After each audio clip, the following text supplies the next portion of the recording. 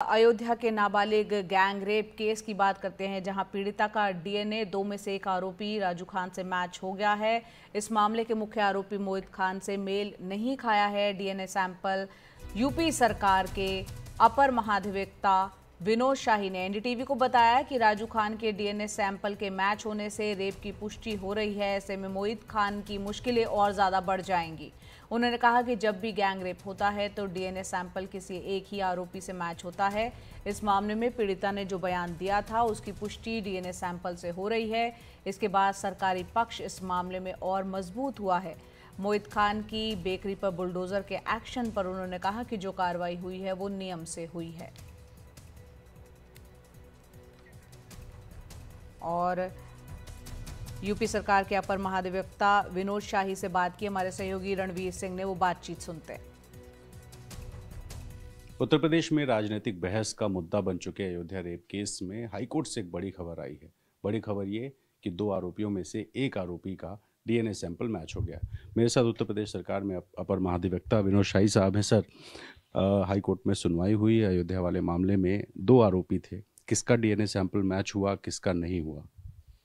दो लोगों में एक मोइन खान थे, मोहित खान, और दूसरे राजू खान थे। दोनों के डीएनए सैंपल लिए गए थे, जिसमें से राजू खान का मैच हुआ है।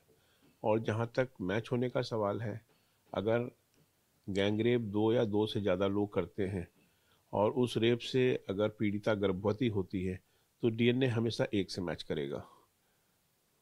तो सर, ये एक जो नैरेटिव सेट किया जा रहा है कि इससे मोहित खान की मुश्किलें कम हो जाएंगी, लीगली अगर दो में से एक आरोपी का मैच होता है तो रेप की और गैंगरेप की तो पुष्टि हो जाती है, तो क्या उसकी मुश्किलें कुछ कम हो सकती? जी बिल्कुल नहीं है। देखिए, दोनों आरोपियों में से गर्भवती किससे हुई ये डीएनए तय होता है, लेकिन रेप दोनों ने नहीं किया या दो में से एक ने नहीं किया, इसकी पुष्टि नहीं होती है। क्योंकि पीड़िता ने अपनी एफआईआर में, अपने पुलिस के सामने बयान में, कोर्ट के सामने दो बार के बयान में, घटना स्थल मोहित खान का घर है, उसके आरोपों के अनुसार मोहित खान ने रेप किया। जब मोहित खान रेप कर रहा था तो राजू खान मोहित खान के मोबाइल से उसकी वीडियो रिकॉर्डिंग कर रहा था। मोहित खान ने उस रिकॉर्डिंग के बेसिस पे उसको ब्लैकमेल किया। ब्लैकमेल करने के बाद कई बार रेप किया।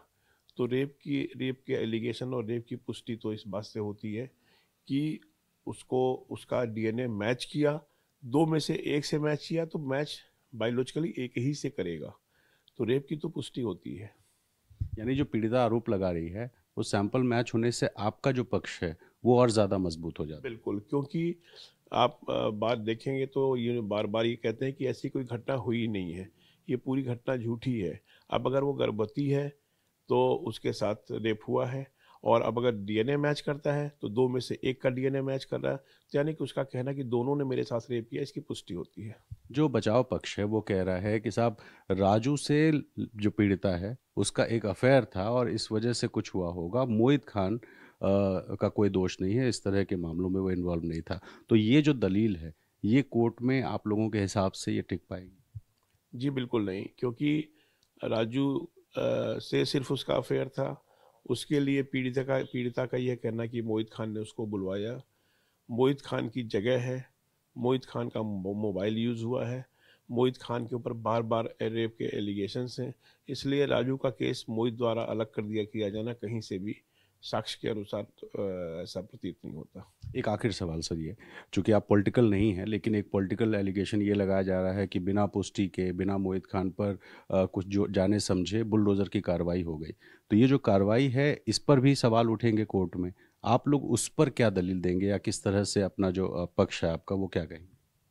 देखिए, जो भी कार्रवाई होती है नियम के तहत होती है, और नियम के तहत होती है। और किसी भी घटना में कोई कार्रवाई की जाती है तो वो नियम के तहत की जाती है, उसमें सारी कार्रवाई नियम के साथ हुई है। बहुत शुक्रिया। तो विनोद शाही साहब जिन्होंने बताया कि दो आरोपी और दो में से मोहित खान का डीएनए भले मैच ना हुआ हो लेकिन एक आरोपी राजू खान के डीएनए मैच होने से इस बात की पुष्टि होती है कि जो पीड़िता ने अपना बयान दिया था वो बयान पूरी तरीके से सही था और इसी वजह से जो पीड़िता पक्ष है वो कहीं ना कहीं इस डीएनए सैंपल के मैच होने से और ज़्यादा मजबूत दिखाई दे रहा है। लखनऊ से कैमरा पर्सन वीरेंद्र सैनी के साथ रणवीर, एनडीटीवी इंडिया।